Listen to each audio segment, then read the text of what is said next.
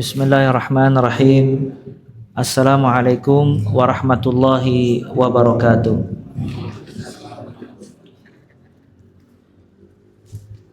Alhamdulillahi rabbil alamin. Wabihi nasta'inu ala umuri dunya waddin. Wassalatu wassalamu ala ashrafil anbiya'i wal mursalin. Nabina Muhammadin wa ala alihi wa ashabihi wa man tabi'ahum bi ihsanin ila yaumiddin. Allahumma anfa'na bima 'allamtana wa 'allimna ma yanfa'una wa zidna 'ilma. Allahumma rahmataka narju fala takilna ila anfusina tarfata 'ain wa aslih lana syu'unana kullaha la ilaha illa ant. Rabbana taqabbal minna innaka antas sami'ul 'alim wa tub 'alaina innaka antat tawwabur rahim.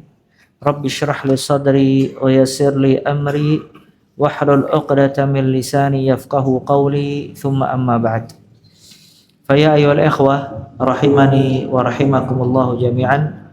Kita lanjutkan kajian kita membahas kitab Ta'limul Muta'allim Tariqat Ta'allum, buah karya dari Al-Imam Burhanuddin Az-Zarnuji rahimahullah rahmatan wasi'ah. Nah, kasih sayang dan nasihat. iya. Kasih sayang dan nasihat. Halaman 84.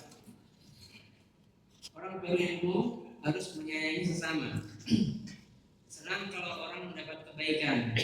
Tidak iri, hasad, karena sifat iri itu berbahaya dan tidak ada gunanya. Guru kami, Syekhul Islam Burhanuddin berkata, anaknya orang yang alim atau guru akan ikut menjadi alim. Karena guru itu selalu berharap agar murid-muridnya menjadi orang yang alim dalam agama. Berkat harapan itu serta berkat kasih sayangnya terhadap murid, maka anaknya menjadi orang alim. Naam. Pada bab ini Az-Zarnuji rahimahullah, beliau menjelaskan tentang asy-syafaqah wan nasihah, kasih sayang dan juga saling menasehati satu dengan yang lainnya. Kenapa beliau menjelaskan tentang asy-syafaqah, kasih sayang? Karena ilmu agama ini dibangun di atas rahmat dan juga kasih sayang. Allah Ta'ala mengutus Nabi Muhammad sallallahu alaihi wa alihi wasallam yang intinya rahmat bagi semesta alam. Sebagaimana firman Allah Azza wa Jal, "Wa ma arsalnaka illa rahmatan lil alamin." Tidaklah kami mengutus engkau wahai Muhammad kecuali rahmat untuk alam semesta. Kemudian juga Nabi SAW bersabda, "Man la yarham la yurham," atau irhamu man fil ard yarhamukum man fis sama. Sayangilah yang ada di bumi, niscaya yang ada di langit akan menyayangi kalian. Ya, dan juga hadis yang sering pertama kali diucapkan oleh para ulama sebelum mereka menjelaskan tentang hadis-hadis yang lain, mereka sering mengingatkan murid-muridnya dengan perkataan Nabi sallallahu alaihi wasallam, "Ar-rahimun yarhamuhumur rahman, irhamu man fil ard yarhamukum man fis sama." Orang-orang yang menyayangi yarhamuhumur rahman, mereka akan disayangi oleh Allah yang Maha Pengasih.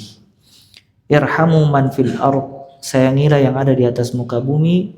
Yarhamukum man fis sama, niscaya kalian akan disayangi oleh Allah Azza wa Jalla. Karena Nabi SAW diutus oleh Allah Azza wa Jalla sebagai rahmat, kasih sayang, maka ilmu yang kita pelajari warisan Nabi SAW itu penuh dengan tanda kasih sayang.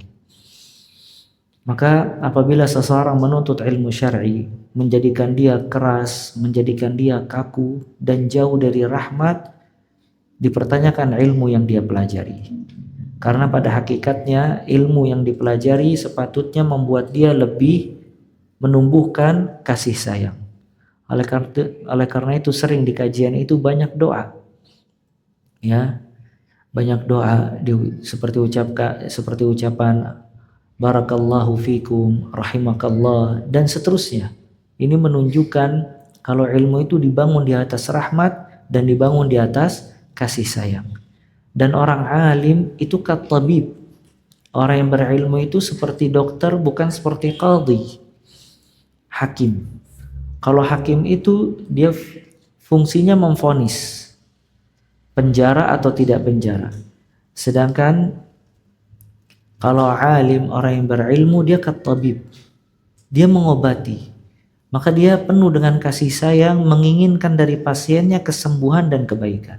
Begitu juga orang yang berilmu. Dia menginginkan dari orang yang diajarkan ilmu agar selamat di dunia dan selamat di akhirat. Dia menginginkan kepada orang yang diajarkan, murid-muridnya dan seterusnya, mendapatkan kebaikan sebagaimana dia mendapatkan kebaikan. Ya. Dan semua orang yang apabila di dalam hatinya menginginkan kebaikan kepada saudaranya, itu menunjukkan keimanan yang sempurna pada dirinya.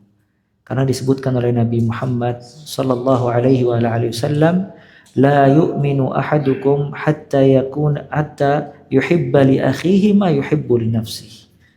Tidak beriman salah seorang di antara kalian sampai dia mencintai saudaranya sebagaimana dia mencintai dirinya sendiri.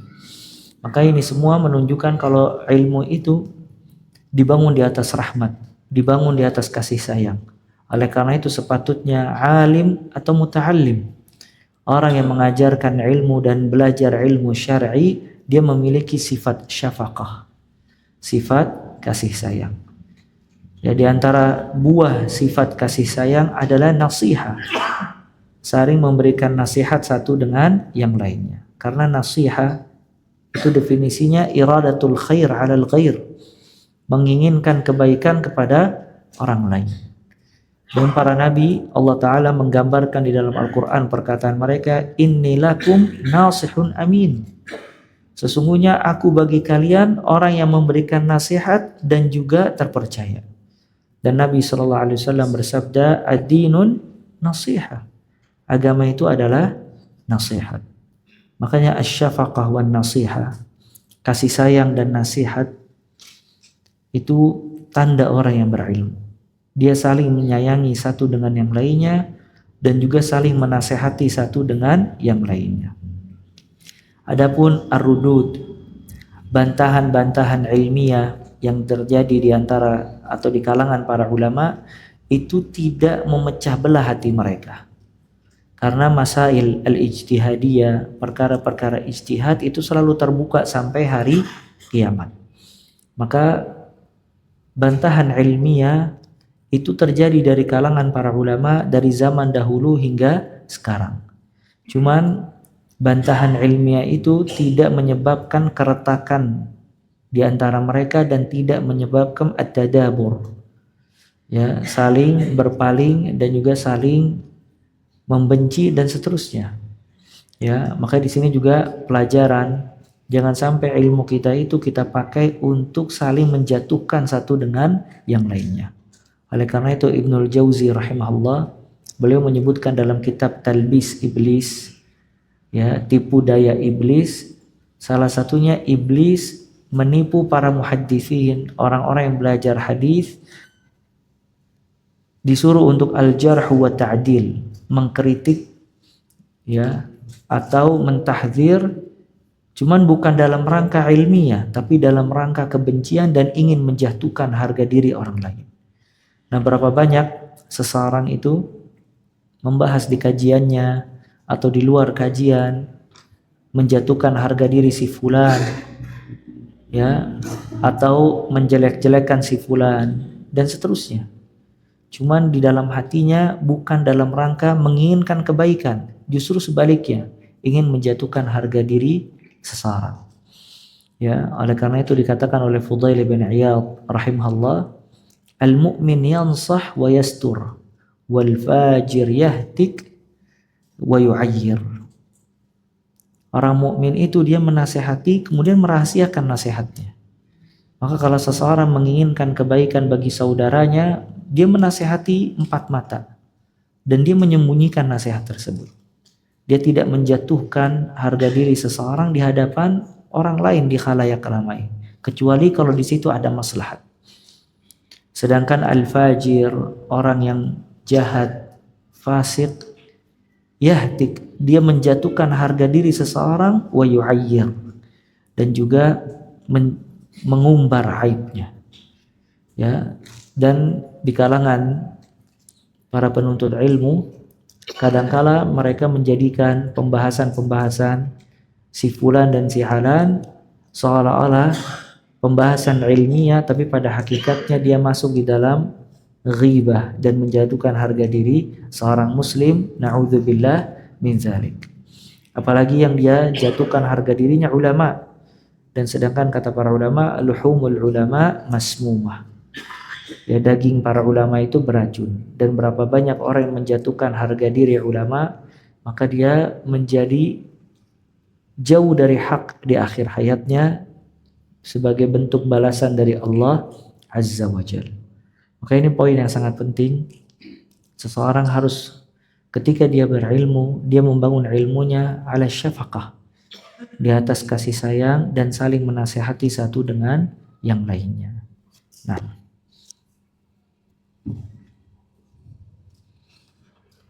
diceritakan bahwa Satrul Ajar Burhanul A'immah menentukan waktu mengaji untuk dua putranya, Hasanuddin dan Tajuddin, itu pada waktu duha, dan biasa mengajari anak-anaknya setelah murid-muridnya yang lain.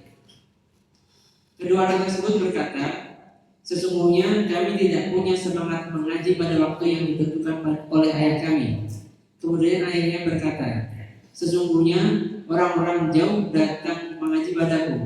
Mereka adalah anak-anaknya orang besar dan terpandang dari berbagai daerah. Maka aku harus mendahulukan mengajar mereka. Tapi berkat kasih sayangnya, kedua putranya tadi dapat menandingi para ahli fikih. Santri hendaknya tidak menentang atau berdebat dengan seseorang karena hanya menyia-nyiakan waktu. Ada yang berkata bahwa orang yang berlaku baik akan dibalas dengan kebaikannya, dan orang yang jahat akan dibalas dengan kejahatannya. Syekh Az-Zaid Al-Arif Muhammad bin Abi Bakar yang terkenal dengan panggilan Imam Zawahir Zadat Al-Mufti berkata, aku pernah dibacakan syair oleh Yusuf Al-Hamdani. Syair itu berbunyi, biarkanlah bila ada seseorang yang berbuat jahat kepadamu, jangan kau balas atas kejahatannya. Cukuplah apa yang dia lakukan sebagai balasan kejahatannya. Ada yang berkata bahwa barang siapa yang menentukan musuhnya, hendaknya mengulang-ulang syair ini. nah, di sini juga anjuran seseorang itu jangan disibukkan dengan fitnah. Jangan disibukkan dengan fitnah dan juga perdebatan yang tidak ada manfaatnya sama sekali. Karena ilmu yang kita pelajari ini bukan untuk berdebat. Ya.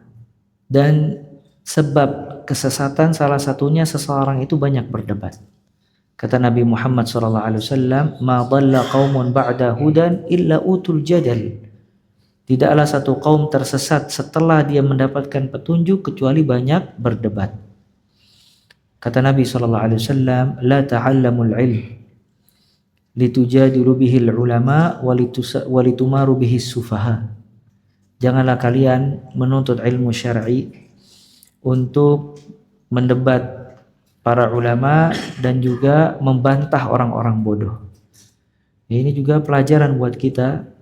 Ya, jangan sampai ilmu kita itu hanya menjadi sarana untuk bahan berdebat si fulan dan juga si alan. Tapi ilmu kita itu kita amalkan dengan baik. Ya. Yang berdebat dan berdiskusi itu ada orangnya. Dia yang memang diberi kemampuan oleh Allah Azza wa Jalla dalam bab tersebut. Cuman seseorang yang apabila dia meniti jalan kebaikan, dia habiskan waktunya untuk menuntut ilmu syar'i dan juga beramal saleh. Karena itu jauh lebih bermanfaat dibandingkan dia habiskan untuk berdebat yang tidak ada manfaatnya sama sekali. Hingga Nabi SAW beliau mengatakan, "Ana za'imun bi baitin fi rabadil jannah liman tarakal mira wa in kana muhiqqah." Aku menjamin rumah bagi seseorang di surga bagi siapa saja yang meninggalkan perdebatan walaupun dia benar. Dia di atas hak, di atas kebenaran. Cuma dia meninggalkan perdebatan itu karena Allah, maka dijamin surga oleh Nabi Muhammad sallallahu alaihi wa ala alihi wasallam. Disebutkan oleh salah seorang salaf, innallaha idza arada bi'abdin khairan aghlaqa lahu babal jadal wa fatah lahu babal amal, wa idza arada bi'abdihi syarr aghlaqa lahu babal amal wa fatah lahu babal jadal. Allah Ta'ala apabila menginginkan dari hambanya kebaikan, ditutup pintu berdebat, dibuka pintu beramal. Maka dia lebih sibuk beramal dibandingkan berdebat. Dan subhanallah, nasallallahu alafiyah, berapa banyak orang yang dia pintar berdebat tapi amalannya tidak sepintar lisannya. Ya, amalannya tidak sepintar lisannya. Ya, dia jadikan ilmunya untuk berdebat si fulan dan si alan, menjatuhkan si fulan dan si alan, cuman amalannya jauh dibandingkan lisannya. Dan ini alamatul syarr, tanda kebaikan. Dan alamatul khair, tanda kebaikan, dia ditutup pintu berdebat dan dibuka pintu beramal. Ya, karena ilmu ini yang dia amalkan, bukan yang dia jadikan bahan berdebat. Ya, maka ini pentingnya ya, seseorang jangan menjadikan ilmunya ini sebagai bahan berdebat. Ya, beda kalau diskusi ilmiah yang memang sedang mencari hak dan kebenaran. Ya, oleh karena itu Ibnu Rajab rahimahullah, beliau mengatakan di dalam kitabnya Fadlu Ilmi Salaf 'alal Khalaf, kenapa perkataan salaf lebih sedikit sedangkan perkataan khalaf lebih banyak, dan salaf lebih utama sedangkan khalaf ya keutamaannya tidak seperti kaum salaf. Ya, karena perkataan mereka sedikit. Kalamuhum qalil katsirul faidah. Perkataan mereka sedikit banyak manfaatnya, sedangkan perkataan khalaf katsirul kalam qalilul faidah. Mereka banyak bicara sedikit faidahnya. Ya, ini menunjukkan ya, seseorang jauhkan perdebatan. Ya, jauhkan perdebatan, dan juga jangan masuk ke babul fitan, bab-bab fitnah yang terjadi di medsos dan yang lainnya. Ya, jangan dia masuk ke bab tersebut, karena itu melalaikan dia dan juga menjauhkan dia dari kebenaran serta menjatuhkan harga diri seorang muslim dan melalaikan dia dari beramal saleh. Ya, nah ini ya yang dimaksud oleh Az-Zarnuji rahimahullah. Nah, aku juga pernah dibacakan sayat berikut. Jika kamu ingin membunuh seseorang karena sedih hati atau ingin membakarnya karena gelisah, maka berpaculah untuk menambah ilmu, karena orang yang iri itu akan bertambah menderita batin. nah ini perkataannya bagus. Man izdada ilman zada hasaduhu ghamman.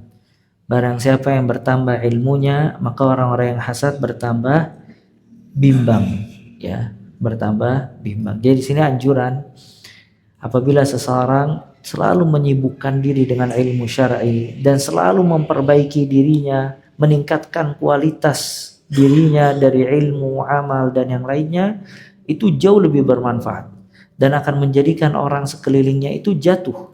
Artinya kalah dalam bab ini dibandingkan dirinya sendiri.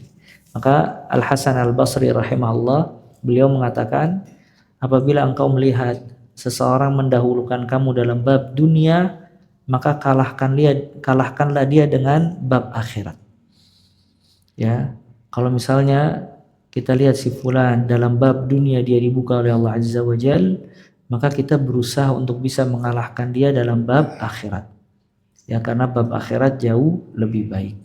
Nah, dikatakan kamu harus sibuk melakukan kebaikan dan menghindari permusuhan. Jika kebaikan sudah semakin tampak dalam dirimu, maka keganasan musuh akan tertutupi oleh kebaikanmu. Karena permusuhan hanya akan memojokkanmu dan membuang-buang waktumu. Dan kamu harus menahan diri dari permusuhan, lebih-lebih jika menghadapi orang bodoh. Nabi Isa alaihissalam berkata, bertahanlah menghadapi ejekan orang yang bodoh sekali saja. Niscaya kamu akan beruntung 10 kali. Naam. Ini juga anjuran seseorang jangan terlalu meladeni orang-orang bodoh. Ya. Maka apabila ada satu orang safih, orang bodoh yang dia berkata tanpa ilmu syar'i, tidak memiliki adab, ya. Yang paling terbaik kita diam dan kita berpaling darinya. Karena apabila kita meladeni, ya, menjawab, ya, atau mengikuti kemauan dia, maka kita ikut bodoh. Maka kata Imam Syafi'i rahimahullah, wa khairu ijabatiha as-sukut. Kadangkala pertanyaan seseorang, jawaban yang paling terbaik adalah diam. Ya. Dan Allah Ta'ala berfirman tentang orang-orang yang beriman, kalau dia berjumpa dengan orang-orang bodoh, qalu salama. Mereka mengucapkan selamat, kesejahteraan. Artinya ditinggal, mereka i'rab, berpaling dari orang-orang bodoh. Nah, jadi ini juga anjuran bagi para penuntut ilmu syar'i. Jangan sampai dia duduk dengan sufaha, orang-orang bodoh. Jangan dia nongkrong di kafe dengan orang-orang, atau duduk di pinggir jalan dengan orang-orang yang memang latar belakangnya tidak menuntut ilmu syar'i. Dan ini juga kesalahan. Ya, dulu ada sebagian dai kayak dia dakwah di diskotik. Ya. Ini salah. Ya, gimana dia dakwah di diskotik? Ya, diskotik itu bukan tempat untuk berdakwah. Kalau misalnya memang dia ingin berdakwah, dia dakwah di masjid. Ya, dakwah di rumah atau yang semacamnya. Bukan masuk diskotik, dia dakwah di diskotik. Ya, di situ ada khamar, ada perempuan-perempuan tidak baik dan seterusnya. Ini juga menunjukkan kalau dia kumpul dengan sufaha, orang-orang bodoh. Ya, dan juga belum tentu orang yang di diskotik itu siap untuk mendengarkan nasihat. Toh dia lagi bermaksiat. Ya. Ya, ini menunjukkan sikap yang tidak benar. Ya. Makanya di sini seseorang harus memiliki hikmah, kebijaksanaan, dan minta sama Allah hikmah dan sadat kebenaran di dalam menyampaikan hak dan menuntut ilmu syar'i. Nah, Seorang penyair berkata, dari masa ke masa aku telah meneliti manusia, maka belum pernah aku melihat dari mereka kecuali orang-orang pengkhianat dan pemurka atau pemarah. Dan aku tak pernah menghadapi masalah besar yang suka diatasi kecuali permusuhannya orang laki-laki. Dan sudah aku rasakan seluruh kepahitan, namun tidak ada yang lebih baik kecuali meminta-minta. Jangan berprasangka buruk terhadap orang mukmin, karena hal itu sumber permusuhan dan tidak halal. Sabda Nabi Shallallahu Alaihi Wasallam, berprasangka baiklah terhadap orang mukmin, karena prasangka buruk itu timbul dari niat yang buruk dan batin yang jahat. Seperti yang dikatakan Abu Thayyib lewat syair, jika buruk perbuatan seseorang, maka buruk pula dugaannya, dan dugaannya itu ia anggap pasti benar.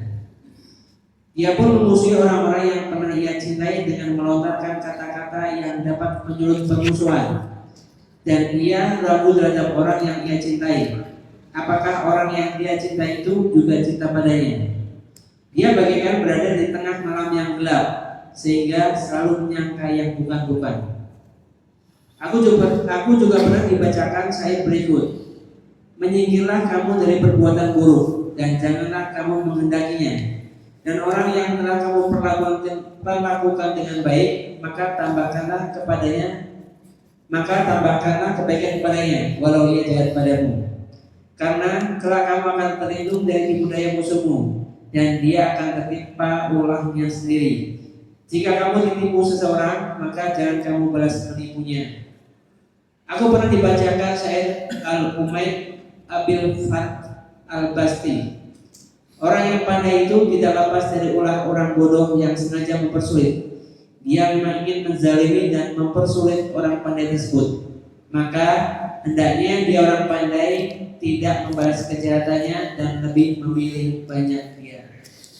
nah, ini juga yang terakhir, nasihat dari beliau rahimahullah, anjuran untuk husnudzan, berprasangka baik kepada sesama kaum muslimin. Dan disebutkan oleh Allah dalam surat Al-Hujurat, sampai kata para ulama, surat Al-Hujurat itu surat yang temanya berkaitan dengan adab.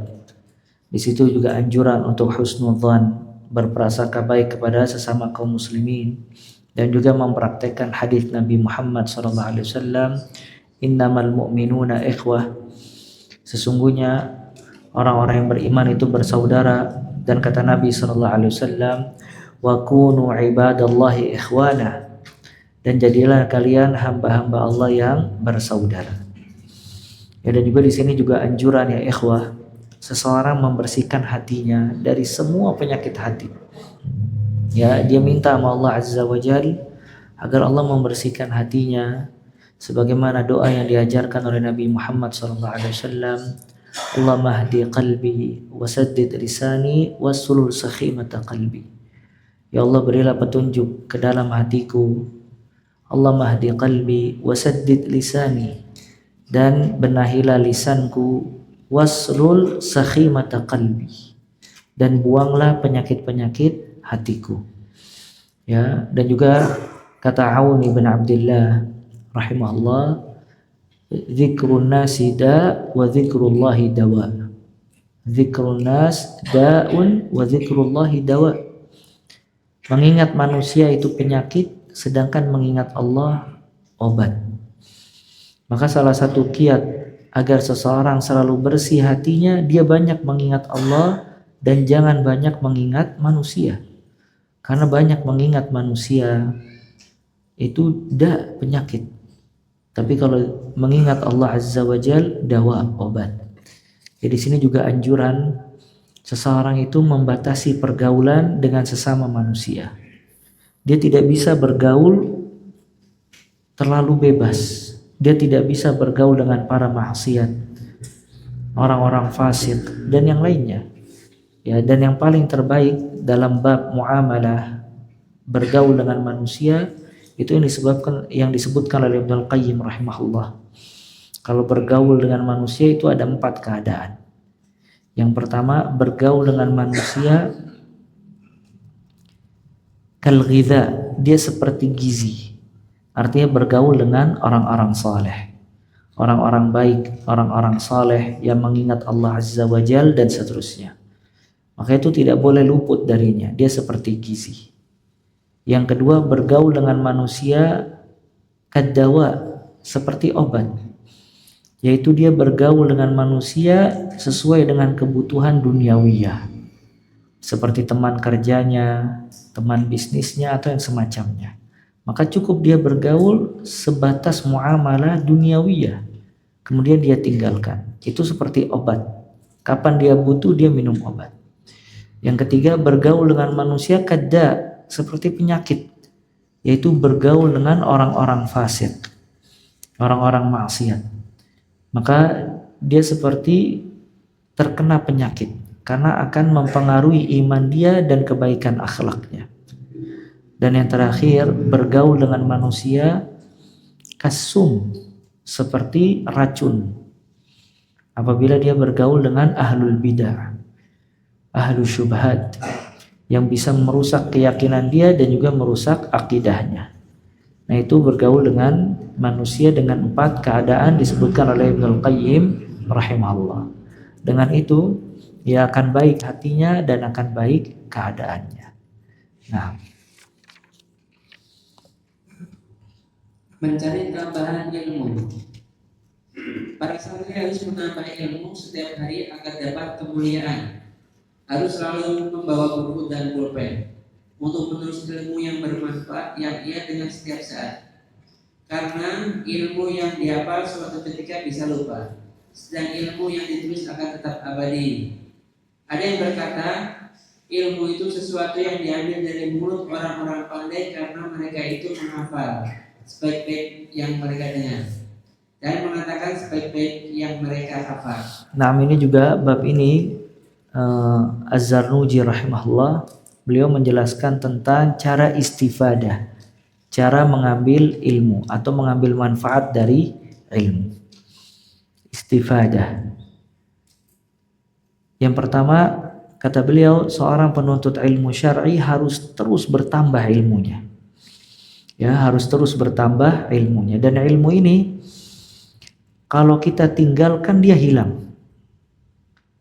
Kalau kita tidak banyak baca kitab, dia melemah. Kalau kita lama tidak hadir di majelis ilmu, maka dia bisa membuat futur. Ya, oleh karena itu seseorang jangan pernah lepas dari ilmu. Ya, dan talibul ilm, penuntut ilmu itu syughluhu al-ilm. Pekerjaannya dan kesibukannya terus dengan ilmu. Dan subhanallah, semakin orang sibuk dengan ilmu, semakin dia taqarrub kepada Allah Azza wa Jalla. Ya, semakin banyak dia baca kitab, baca tafsir, baca hadis, semakin dia istiqamah di atas jalan Allah Azza wa Jalla. Dan tidak ada jalan cepat menuju surga seperti lewat ilmu syar'i. Ya, maka ini di sini anjuran mesti mustafid fi kulli waqt. Setiap hari dia bisa istifadah. Ya, ana dengar nasihat Syekh Ali Hasan rahimahullah dan juga Syekh Saleh hafizahullah. Kata beliau, kalau seandainya ada penuntut ilmu syar'i, kulla yaum yastafid. Setiap hari dia istifadah. Satu hari satu bab akidah, bab fikih, bab akhlak misalnya.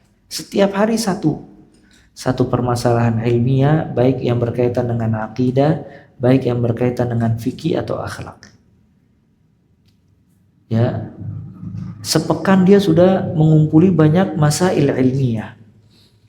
Apalagi sebulan, apalagi 1 tahun, apalagi 10 tahun, sampai kata Syekh Ali, kalau semisalnya ada orang yang bisa istiqamah dalam bab ini 10 tahun, maka kita yang berhak untuk belajar kepada dirinya. Karena saking sulitnya istiqamah. Ini menunjukkan kalau seseorang harus terus istifadah ilmiah. Ya, terus istifadah ilmiah. Sampai di sini disebutkan oleh Imam Az-Zarnuji rahimahullah, an yakuna ma'ahu fi kulli waqtin mahbarah. Di setiap saat dia harus membawa pena. Dia mencatat semua masail ilmiah. Karena ulama, ya ikhwah, itu di benaknya selalu banyak permasalahan-permasalahan ilmiah. Dan permasalahan ilmiah yang ada di benaknya itu membuat dia selalu fokus pada ilmu. Makanya sebagian mereka ketika tidur di malam hari pengen tidur, teringat beberapa permasalahan ilmiah, dia bangun, dia membaca kitabnya, kemudian mencatat sampai waktu subuh hingga hilang dari dirinya rasa ngantuk. Ternyata subhanallah, kesibukan ilmu itu lebih nikmat dibandingkan kelezatan tidur di malam hari. Dan istrinya Syekh Al-Albani rahimahullah, beliau menceritakan, seringkali aku di malam hari tidur bersama Al-Albani, namun di pertengahan malam ketika aku bangun, dia sudah tidak ada di sampingku. Dan aku melihat dia kembali ke perpustakaan, menyalakan lampu, mencatat dan membaca. Ya. Maka ini setiap hari harus menambah ilmunya, membaca kitab, mencatat, menulis artikel dan yang lainnya. Dan ini manfaat. Ya, dan Nabi Muhammad SAW tidak diperintahkan oleh Allah untuk menambah sesuatu kecuali menambah ilmu. Wa qur rabbi zidni ilma. Dan katakanlah wahai Muhammad, wahai Rabbku, tambahkanlah kepada aku ilmu. Ya. Maka di sini anjuran untuk menambah ilmu syar'i. Dan juga anjuran untuk mencatat semua yang dia dengar dari fawaid ilmiah. Ya. Karena wasail ilm, sarana ilmu itu banyak, ada al-hifz, ada menghafal, ada qiraah membaca, ada kitabah mencatat, ada bahas, ya, mengumpulkan permasalahan-permasalahan. Ya, kalau misalnya seseorang bisa masuk ilmu dari semua bab ini, maka itu jauh lebih baik. Ya, makanya Imam Bukhari rahimahullah ketika ditanya ma dawa'un nisyan, apa obat lupa? Kata beliau, idamatun nazar fil qiraah. Banyak membaca. Ya, karena orang banyak membaca, otaknya itu kuat. Dan otak ini kata para ulama, dia seperti anak kecil, otak ini. Kalau tidak dilatih, maka dia kaku. Tapi kalau banyak dilatih seperti anak kecil, kalau banyak dilatih, maka dia semakin gesit dan juga semakin pintar dan cerdas. Makanya orang-orang yang tidak banyak pakai otaknya cepat pikun. Ya, otaknya nggak berfungsi, nggak pernah membaca, wala baca Quran, wala baca kitab, dan yang lain-lainnya. Akhirnya si otak ini melemah, ya, jarang dipakai. Dan subhanallah, semua kecanggihan teknologi ini pada hakikatnya melemahkan otak. Dulu ketika belum ada kalkulator, orang pintar menghitung apa tidak? Pintar menghitung. Tanpa kalkulator dia pintar menghitung. Cuman ketika adanya kalkulator, maka mulai melemah cara menghitung dia. Dulu ketika belum ada mesin tik, orang itu menulis dan mencatat. Ya. Dia harus fokus dan meluangkan waktu. Ketika ada mesin tik, berkurang ya keahliannya di dalam mencatat. Apalagi zaman sekarang. Zaman sekarang ini zaman orang tidak perlu ngetik lagi. Dia cukup ucapkan, semuanya sudah tertulis. Ya. Dan kadang-kala seseorang ustadz yang ngisi kajian, dia bisa ngelihat kesimpulannya dalam Google. Ya. Tapi subhanallah, ini kata para ulama awaiq, penghalang-penghalang menuntut ilmu syar'i. Kalau seseorang mengandalkan semua hal dengan dengan kemajuan teknologi ini, yang akan merugi dirinya sendiri. Kenapa? Karena dia tidak ada peningkatan kualitas ilmiah. Ya. Dia apabila ingin membahas satu permasalahan, misalnya khutbah Jumat, dia pengen khutbah, nggak pernah mempersiapkan diri tema khutbah. Dia buka Google, dia cari naskah khutbah, di situ dia naik khutbah, dia baca. Ya, kemudian turun, sholat 2 rakaat Jumat, salam tempel habis itu, pulang. Ya. Hal-hal seperti ini nggak perlu dilakukan oleh ustadz. Orang awam bisa apa enggak? Bisa. Dia tinggal buka Google, nyari teks khutbah, dia baca. Nah, ini melemahkan kualitas ilmiah seseorang. Makanya berapa banyak ya seseorang itu tidak bertambah kualitas ilmiahnya karena dalam semua hal dia hanya mengandalkan teknologi, kemajuan teknologi tadi. Namun ilmu itu tidak diraih dengan cara seperti itu. Ilmu itu bil qiraah. Ilmu dengan membaca, mencatat, meringkas, membaca hadis-hadis Nabi SAW, mengumpulkan dari beberapa kitab dan yang lainnya. Kadang-kala dia perlu pakai hal-hal tadi, seperti mungkin ayat, cukup dia copy paste, dia masukkan, itu meringankan. Tapi bukan dalam semua hal dia mengandalkan kemajuan teknologi tadi. Akhirnya dia melemah. Ya, dia tidak bisa menyimpulkan dan tidak meningkatkan kualitas ilmiah. Oleh karena itu lihat subhanallah, ya, menuntut ilmu syar'i itu harus mengikuti tariqatus salaf, metode salaf dalam talaqqi, duduk di majelis ilmu, membaca, menghafal. Itu semua metode yang diwariskan dari satu salaf ke khalaf, dari salaf ke khalaf. Kata Nabi SAW, tasma'un wa yusma' minkum wa yusma' mimman sami'a minkum. Tasma'un, kalian mendengar, kemudian didengar dari kalian dan didengar dari orang-orang yang mendengar dari kalian. Itu metode talaqi yang dijelaskan oleh Nabi Muhammad sallallahu alaihi wa ala alihi wasallam. Dan metode itu nggak bisa hilang dan tidak bisa tergantikan kecuali dalam tanda kutip dalam keadaan darurat yang tidak memungkinkan seseorang untuk talaqi, ya, untuk talaqi. Maka di sini disebutkan man hafidha farra wa man kataba qarra. Ya, kalau seseorang itu menghafal, hanya menghafal saja far, maka hafalan itu akan hilang. Wa man kataba qar, barang siapa yang mencatat maka akan kekal. Dan subhanallah, sebagian ulama itu dia mengarang kitab dari catatan-catatan pribadi dia yang terbesit di dalam benaknya. Kayak Ibnul Jauzi rahimahullah, dia memiliki kitab judulnya Saidul Khatir. Judulnya Saidul Khatir. Saidul Khatir itu catatan yang terbesit di benak. Semua yang terbesit di benaknya dia langsung catat. Akhirnya dikumpulkan catatan tersebut sampai menjadi satu kitab ratusan halaman. Itu kumpulan fawaid. Dari Ibnul Qayyim rahimahullah memiliki kitab-kitab seperti ini juga sama.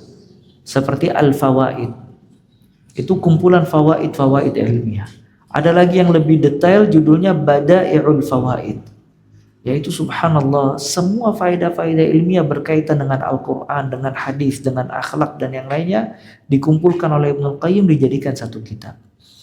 Ya, dan ini manfaatnya menulis. Makanya dikatakan kitab itu umrul insan ats-tsani. Ya, umur manusia yang kedua. Dan kitab ini, kitab tidak akan sirna. Artinya kitab itu tidak akan usang, tidak akan hilang. Oleh karena itu ciri-ciri hari kiamat banyaknya tulisan. Ya, ciri-ciri hari kiamat itu akan banyaknya tulisan, menunjukkan kalau tulisan ini tidak akan hilang. Ya, manusia harus terus membaca. Selama dia membaca pasti ada orang yang menulis. Tinggal kita memohon kepada Allah Azza wa Jalla al-qabul, diterima tulisannya itu menjadi manfaat bagi orang-orang yang datang setelahnya. Nah, kemudian juga di sini disebutkan al-ilmu ma yu'khadz min afwahir rijal. Ini juga poin penting. Al-ilm ma yu'khadz min afwahir rijal. Ilmu itu diambil dari mulut orang. Ilmu itu diambil dari afwah ar-rijal, mulut-mulut orang. Maksudnya ilmu itu dengan cara talaqi. Ya, dengan cara dia duduk di majelis mendengarkan ilmu syar'i. Ya, karena berbeda orang yang menuntut ilmu dengan syekh dan orang yang menuntut ilmu lewat kitab. Orang yang menuntut ilmu lewat kitab kesalahannya lebih banyak daripada kebenarannya. Ya, sedangkan orang yang menuntut ilmu lewat syekh, lewat guru yang memiliki amanah ilmiah lebih banyak benarnya dan terdidik. Nah, Hilal bin Yasar berkata bahwa Nabi Shallallahu Alaihi Wasallam pernah bersabda kepada para sahabatnya tentang ilmu dan hikmah. Lalu aku berkata, ya Rasul, sudilah Tuhan mengetahui apa yang Tuhan katakan kepada kami. Kemudian Nabi Shallallahu Alaihi Wasallam bersabda, apakah kamu membawa tinta? Aku menjawab, saya tidak. Nabi berkata, ya Hilal, janganlah kamu meninggalkan wadah tinta, karena kebaikan itu ada padanya dan pada orang yang memilikinya hingga kiamat. Sadru Syahid Usam berpesan pada putranya Syamsuddin supaya menghafal sedikit ilmu pengetahuan dan hikmah setiap hari, karena sesuatu yang banyak itu dimulai dari sedikit. Ishaq bin Yusuf pernah membeli pena seharga 1 dinar untuk menulis apa yang ia dengar waktu mengaji, karena dia sudah tahu bahwa umur manusia itu pendek, sedang ilmu amat banyak. Antum lihat subhanallah, fal umru qasir wal ilmu katsir. Ini perkataan bagus sekali. Fal umru qasir wal ilm katsir. Umur itu pendek sedangkan ilmu itu banyak. Makanya orang yang menuntut ilmu syar'i itu ibaratnya seperti apa? Seperti berenang di lautan yang tidak ada tepinya. Ya, dia kalau masuk perpustakaan itu maktabah ribuan kitab. Mungkin nggak umur dia selesai membaca ribuan kitab tersebut? Belum tentu. Ya, belum dia harus kerja, belum dia harus makan, belum dia harus ngurus keluarga dan yang lainnya. Maka al-umur qasir wal ilmu katsir. Umur itu pendek dan ilmu itu banyak. Belum tentu, ya subhanallah, seseorang hidup dia mampu membaca kitab Mustad Imam Ahmad. Belum tentu. Mungkin sampai wafat dia tidak membaca kitab Musnad Imam Ahmad. Belum tentu dia wafat telah selesai membaca Kutubus Sittah. Belum tentu dia wafat dia selesai membaca tafsir dari Al-Fatihah sampai An-Nas. Nah, maka di sini pentingnya seseorang di dalam belajar memiliki aulawiyat. Ya, skala prioritas. Ilmu apa yang harus dia pelajari. Ya, dan bermanfaat buat dirinya dalam kehidupan sehari-hari. Ya, ini penting banget. Ya, karena umur kita ini terbatas. Jangan sampai kita habiskan dalam menuntut ilmu tapi ilmu itu tidak bermanfaat buat diri kita. Makanya dikatakan di antara kesalahan orang yang belajar itu dia memiliki syahwatul ilm, syahwat ilmu. Misalnya dia cinta atau dia suka baca kitab sirah.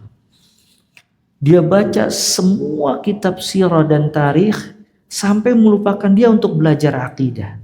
Akhirnya ilmu yang dia pelajari dari sirah nabawiyah dan juga tarikh tidak mengantarkan dia ke surga Allah Azza wa Jalla. Kenapa? Karena dia bodoh dalam bab akidah. Dia tidak tahu siapa Allah Azza wa Jalla. Dia mempelajari sirah belasan tahun, ya. Cuman ilmu yang dia pelajari banyak yang tidak bermanfaat buat kehidupan dia sehari-hari. Ada orang cinta bahasa Arab. Akhirnya dia menekuni belajaran bahasa Arab. Dia belajar semua kitab bahasa Arab. Tapi subhanallah, dia tidak pernah membaca kitab tafsir sama sekali. Maka dia tidak tahu apa makna surat Al-Ikhlas. Dia tidak tahu kandungan surat Al-Fatihah dan yang lainnya. Akhirnya waktu dia habis untuk mempelajari ilmu bahasa Arab, tapi ilmu itu tidak bermanfaat. Ini dinamakan dengan syahwatul ilm. Ya, syahwat ilmu. Sedikit yang bermanfaat untuk dirinya. Maka di sini pentingnya aulawiyat, prioritas di dalam menuntut ilmu syar'i. Ya, makanya ya harus dimulai dari kitab-kitab akidah. Dia mempelajari kitab tauhid Syekh Muhammad bin Abdul Wahhab rahimahullah. Kemudian setelah itu dia mempelajari kitab akidah, kayak kitab akidah wasatiyah milik Syekhul Islam Ibnu Taimiyah. Dia pelajari kitab akidah Tahawiyah milik Imam At-Tahawi. Kemudian kalaupun dia mempelajari fikih yang ringan, Manhajus Salikin. Dia pelajari bab ibadah dari air sampai haji. Kemudian kalau ada waktu dia pelajari bab muamalat dari berniaga sampai perbudakan. Ya. Kemudian dia belajar kitab-kitab hadis yang bermanfaat, Arba'in Nawawiyah diulang-ulang lagi sama dia. Kalau ada waktu dia mempelajari Umdatul Ahkam, ya, kitab hadis fikih ringan. Kalau ada waktu lagi dia mempelajari Bulughul Maram, ya. Terus dia baca kitab Riyadhus Shalihin yang berkaitan dengan Fadailul A'mal, ya. Dan kitab-kitab yang lain. Dia tidak banyak belajar, tidak mempelajari semua kitab. Tapi kitab-kitab yang dia pelajari itu usulul ilm, dasar ilmu. Kalau dia hanya mengulang-ulang kitab-kitab itu bermanfaat buat dia dalam kehidupan sehari-hari. Dan itu yang paling penting. Ya, itu yang paling penting. Makanya subhanallah, sebagian orang kesian, dia tidak mendapatkan tarbiyah ilmiah, pendidikan ilmu dalam menuntut ilmu syar'i. Misalnya dia ikut daurah waris, ilmu waris. Seminggu, 2 minggu. Tapi subhanallah dia tidak pernah mempelajari kitab tauhid Syekh Muhammad bin Abdul Wahhab. Apa manfaatnya ilmu waris tanpa akidah yang benar? Dia mempelajari kitab-kitab fikih satu mazhab misalnya, baik mazhab Syafi'i atau mazhab Hambali dan yang lainnya. Tapi dia tidak pernah mempelajari asma wa sifat. Siapa Rabb, nama-nama Allah, sifat-sifat Allah dan yang lainnya. Ya. Akhirnya keyakinannya kurang dan lebih banyak futur dibandingkan giatnya. Nah, ini pentingnya seseorang memiliki skala prioritas di dalam menuntut ilmu syar'i. Karena al-umur qasir wal ilm katsir. Umur itu terbatas dan ilmu itu banyak. Makanya anak ada target, ya, target pribadi di dalam berdakwah. Ya, enggak muluk-muluk, sedikit tapi semoga bermanfaat. Dari target hafalan, mungkin kedepannya semoga ada program hafalan juz amma, juz 29. Kemudian kita ringkas kitab tauhid, kita kaji kitab tauhid yang berkaitan dengan tauhid semuanya. Kemudian nanti kita ringkas kitab akidah, karena kitab akidah lebih luas dibandingkan kitab tauhid. Di situ ada beberapa hal yang berkaitan dengan akidah dimasukkan di situ. Kemudian fikih, ada fikih ibadah, ada fikih muamalah. Kemudian tafsir, surat-surat pendek dari juz 29, juz 28, ya. Dan juga membahas beberapa risalah berkaitan dengan akhlak, seperti di akhir hadis-hadis jami' di akhir kitab Bulughul Maram dan kitab ringkasan sirah nabawiyah. Nah, ilmu-ilmu ini Yang tadi disebutkan ilmu-ilmu yang memang dibutuhkan dalam kehidupan kita sehari-hari. Ya, apabila kita terus mengulangnya bermanfaat insya Allah. Dan bagi siapa yang ingin melanjutkan atau meluaskan ilmunya, maka dia kembali kepada kitab-kitab yang lain. Ya, cuman seseorang yang paling pertama dia perhatikan usul, ya, dasar-dasar ilmu yang apabila dia menguasai dasar-dasar tersebut bermanfaat buat dia di dunia dan di akhirat. Ya, makanya para ulama khilaf tentang mutawwalat. Mutawwalat itu kitab-kitab tebal. Ya, kitab-kitab tebal seperti Al-Bidayah wan Nihayah, Fathul Bari atau yang semacamnya. Ada 3 pendapat. Pendapat pertama, dia menyatakan wajib untuk membacanya. Sedangkan yang lain mengatakan tidak perlu untuk dibaca. Dan yang paling benar insaf di tengah-tengah. Apabila seseorang membutuhkan seperti dia kadai, seorang dai, dia harus memiliki referensi, maka dia mesti membaca kitab-kitab mutawwalat atau paling tidak referensi dia dalam beberapa permasalahan. Kalau semisalnya memang dia tidak punya waktu untuk menuntut ilmu syar'i tafarruq fokus, maka dia cukupkan dengan usulul ilm, dasar-dasar ilmu. Adapun mutawwalat, kitab-kitab besar tadi yang belasan jilid, puluhan jilid itu dibaca oleh para ulama. Ya, karena belum tentu dia kuat untuk membacanya. Oleh karena itu dikatakan al-umur qasir wal ilm katsir. Ya, umur itu pendek dan ilmu itu banyak. Dan sebagian ulama subhanallah, dia menjadi ulama dengan sedikit kitab. Seperti Ibn Sa'di rahimahullah, itu kata murid-muridnya kitabnya cuma 1 rak. Jadi nggak banyak, cuma 1 rak kitabnya. 1 rak itu berapa kitab? Katakanlah 100 kitab mungkin. Tapi kenapa dia bisa menjadi ulama? Dia mengarang beberapa macam fan dari ilmu-ilmu agama. Karena dia memiliki usul yang kuat.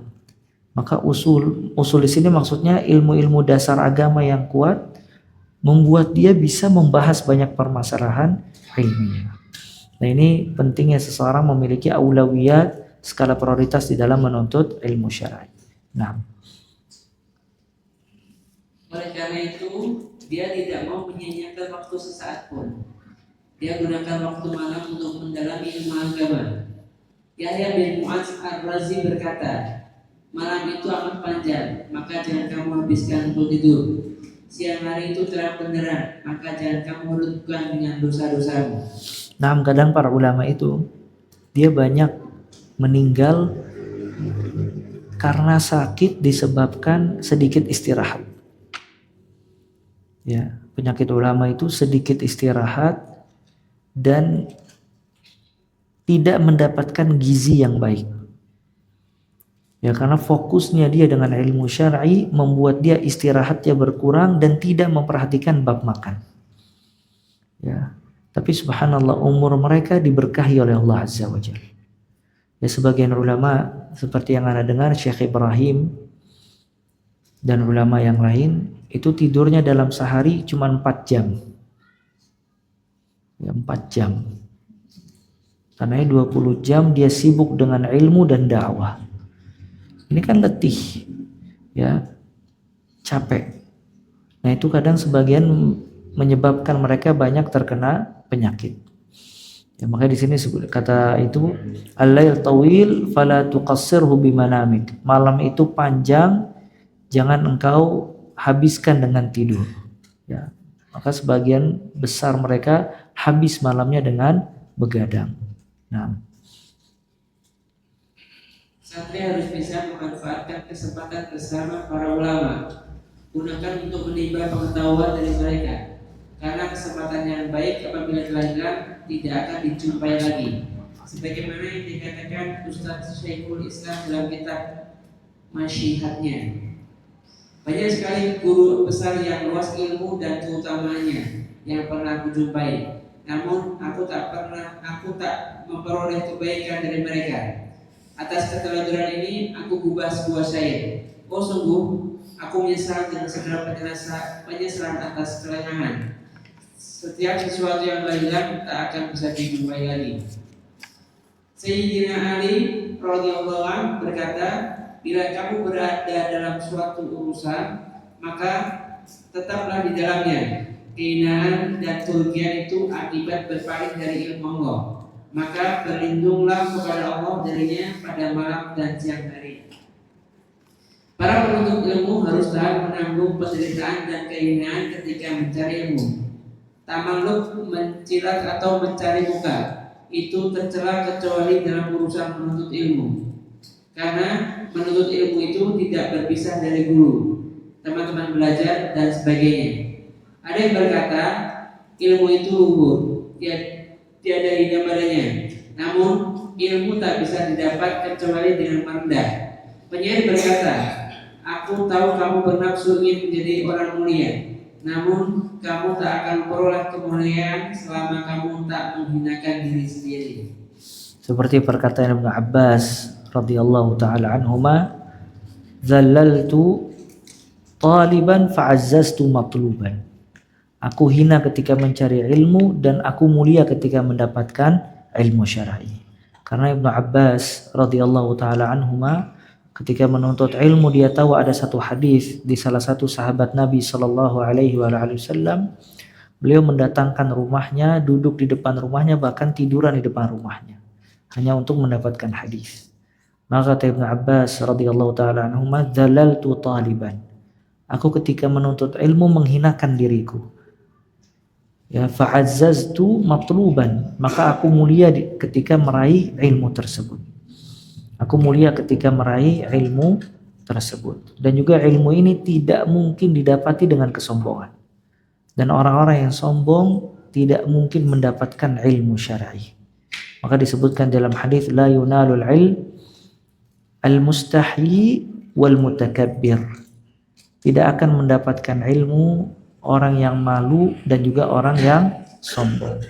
Merendahkan orang lain, menolak kebenaran, itu sifat kesombongan al-kibr. Ya. Maka al-kibr salah satu awaiq penghalang orang mendapatkan ilmu syar'i. Dan dia harus tawadhu. Lihat Imam Ahmad rahimahullah ketika dia menjadi imam besar, yang ngisi kajiannya minder ketika lihat Imam Ahmad. Kata Imam Ahmad, enggak, antum tetap harus mengisi kajian, harus tahdits. Kunna nu'mar an natawadha fil ilm. Kita diperintahkan untuk merendahkan hati kita di dalam bab ilmu syar'i. Ya, karena mutakabbir, orang yang sombong, dan orang mustahi, yang malu, tidak ingin belajar, sampai kapanpun dia tidak akan mendapatkan ilmu syar'i. Dia belum bisa baca Al-Quran, dia malu untuk belajar Al-Quran. Ya, maka sampai kapanpun dia tidak akan bisa baca Al-Quranul Karim. Dia belum tahu tata cara salat, dia malu untuk belajar tata cara salat. Sampai kapanpun dia tidak mungkin tahu tata cara salat yang baik dan benar.